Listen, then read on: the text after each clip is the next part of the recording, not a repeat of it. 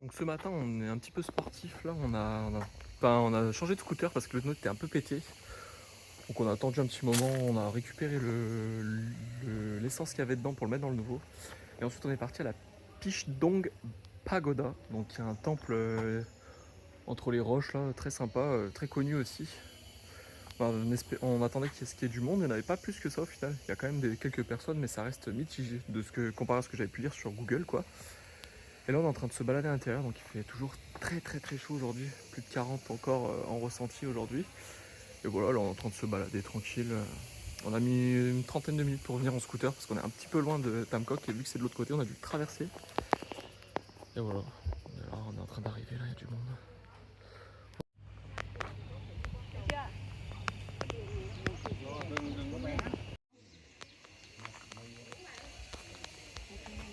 Bon, on a grimpé quelques marches et la température est bien redescendue parce qu'on arrive à l'entrée d'une grotte, donc il fait très frais.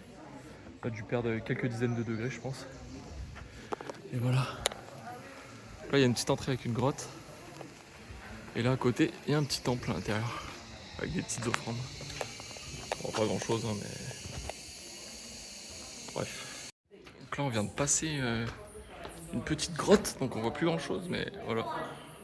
C'est une grotte tout au fond des escaliers, et au-dessus, il y a des milliers de chauves-souris, enfin des centaines plutôt. Arrivé jusqu'en haut, on arrive sur un petit temple très mignon, une belle petite sculpture, enfin, comment on appelle ça? Un bas-relief, quoi, on va dire, je sais pas trop comment dire, avec une forme de démon, poisson, je sais pas trop quoi, c'est très mignon. Et on a une belle vue sur la vallée, donc franchement c'est cool. Par contre, ouais, on est en train de crever de chaud, comme depuis 2 jours là. Donc ouais, voilà, ça rend les visites assez complexes quand même, hein. Voilà, petit temple là, très sympa avec le bas-relief en haut là. Voilà. Et après la vue sur la vallée, bon, on la voit un petit peu mieux en bas des escaliers qui sont là. Très sympa. Avant que j'oublie, la vue en bas des escaliers là. Sympa. Là, on est tout en bas, la petite pagode qu'on avait vue, le petit temple quoi. Et là il y a une petite place, et les gens arrivent par là-bas. La petite balade est quand même très agréable, hein. Je pense que c'est un peu mieux quand il fait un peu plus frais. Mais voilà. Oh putain, on a eu pas mal de chance parce qu'on vient d'arriver juste avant 2 bus entiers de touristes qui viennent d'arriver. Donc je pense que ça blinde vachement plus le truc, quoi. Donc là on est pas mal.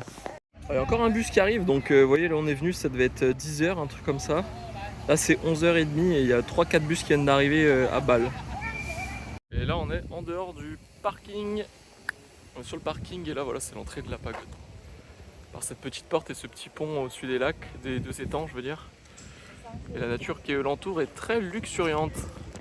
Donc voilà, on prend notre chemin retour, c'est très sympa, je pense qu'on a dû mettre une petite heure, un truc comme ça. Et là on retourne sur notre scooter. Bon, on est en train d'aller jusqu'à la Buffalo Cave maintenant, c'est situé à je crois 1 kilomètre de là où on était, de la Pichdong Pagoda. Et là on s'est arrêté sur la route parce qu'on passe au milieu d'un petit chemin avec plein de rizières qui est super sympa. Regardez ce que ça donne là.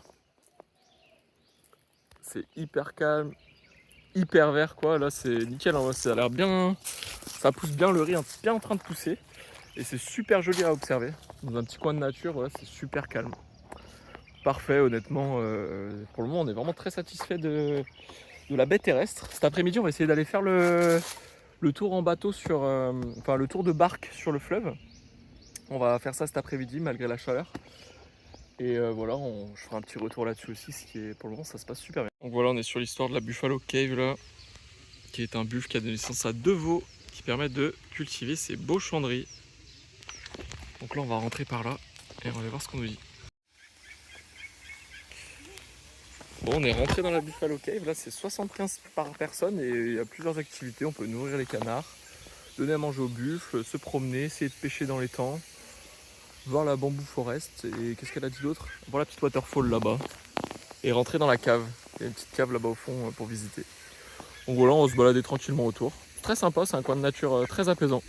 Bon, c'est une petite balade le long des endroits là, dans la cave, avec la petite, vraiment très petite cascade, hein. Bon, c'est sympa. C'est sympa, mais c'est pas non plus l'attraction de l'année, je pense. Mais c'est très sympa. Donc on est en train de continuer la visite de la Buffalo Cave. Donc là on a fait le tour dans la Bamboo Forest, donc c'est vraiment très petit. C'est juste pour dire qu'il y a un petit chemin dans la balade, de balade dans la nature quoi. Bon, c'est sympa, on va retourner, je pense, vers l'entrée pour avoir une boisson gratuite.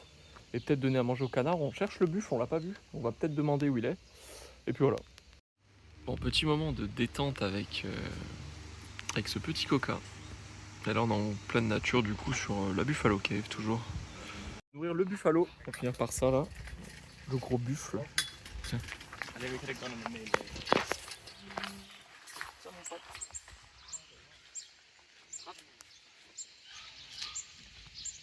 Ouais, il a la dalle, hein. Voilà. Belle bête. Petit repas, notre cantine habituelle. Donc moi, j'ai du riz frit. Et Charlotte, elle a pris ce que j'avais pris une fois, c'est du pain avec des œufs, du porc et une saucisse. C'est super bon. On est arrivé sur notre deuxième activité du jour. On est parti du coup pour faire la croisière en bateau sur le à Trang An, ça s'appelle. On vient de se garer sur le parking là, des bicyclettes. Et là, on va chercher l'accueil pour acheter les billets du coup pour le tour. Donc normalement, il y a 3 tours disponibles. 1, 2 et 3, je sais plus ce que c'est la différence, mais sur les conseils de ma copine, on va faire le 3e qui s'est beaucoup renseigné sur Insta et ce genre de choses. Là, on est en train de marcher au port pour aller prendre notre bateau. Et on a payé les tickets 250 000 d'ongles par personne. Donc un total de 500 000 et en fait on choisit le parcours après. Donc il y en a 3 ou 4 et on a choisi le 3e. Voilà.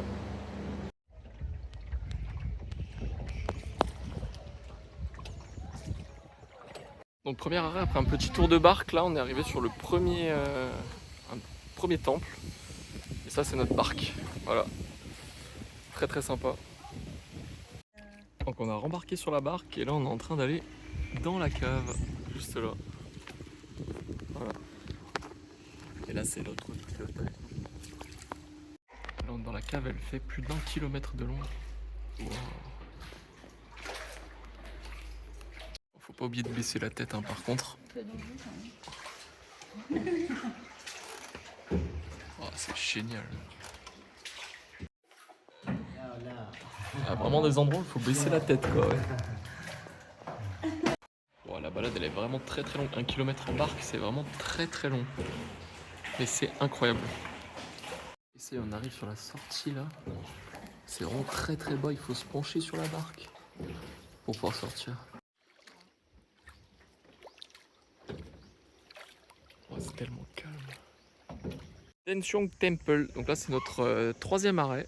Donc là il nous a posé là pour qu'on traverse pendant 5 minutes. Juste traverser, donc là il y a des autres barques qui arrivent, très bruyants, souvent des... voilà. En tout cas c'est très sympa, hein. C'est très calme, très reposant la balade. Là franchement nickel. Bon, si vous entendez crier, c'est des familles indiennes qui essaient de débarquer. Ça a l'air un peu compliqué de sortir des bateaux. Mais là le cadre est vraiment exceptionnel, on est vraiment au milieu de nulle part. On a fait des grandes caves, on est passé dans 2 caves, donc la première c'était 1 km, la deuxième c'était 400 mètres. On est passé dans des énormes rochers là et on est arrivé sur ce temple en plein milieu de la nature là. Incroyable. Vraiment c'est exceptionnel pour le moment le tour. Donc là on est en train de marcher pour aller dans le temple du coup, très sympa. Extrêmement calme. Bon après les temples se ressemblent un peu tous. Hein. À peu près la même structure, une porte d'entrée, enfin une porte d'entrée. Une porte avec ensuite le chemin qui mène sur le temple. Où il y a souvent ces 2 oiseaux là qui entourent. 2 oiseaux sur une tortue. Il faudrait que je regarde la signification parce que je sais pas trop. Mais enfin, le cadre est magnifique. Donc là je viens de checker du coup le héron sur la tortue c'est un symbole d'équilibre. Voilà. Petit bas-relief très sympa. Et là on va rentrer dans le temple. On a repris le bateau là, on est en train de se continuer jusqu'à notre prochain stop. Et là on est en train de passer dans un endroit, c'est magnifique. On n'a pas contre-courant, c'est un peu galère mais ça va le faire. Donc on est rentré de l'excursion en bateau là, c'était super génial franchement, hein, très très bonne, je pense que c'est la meilleure activité qu'on ait fait ici pour le moment.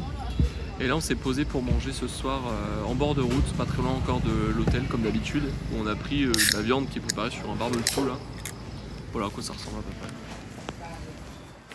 Donc, du coup au menu on a du porc grillé avec des nouilles froides, un coca, de la salade et une ambiance en bord de route. Voilà. Non franchement on a goûté et tout, le porc super bon, les nouilles froides ça passe, c'est pas ce que je préfère mais c'est très bon. Pour le moment on n'est pas déçu. C'est incroyable, il manquait juste cette petite sauce noix môme avec quelques légumes dedans. Donc on prend les vermicelles, on les met dans la cuillère avec un peu de porc, on trempe là-dedans et on mange et c'est super bon.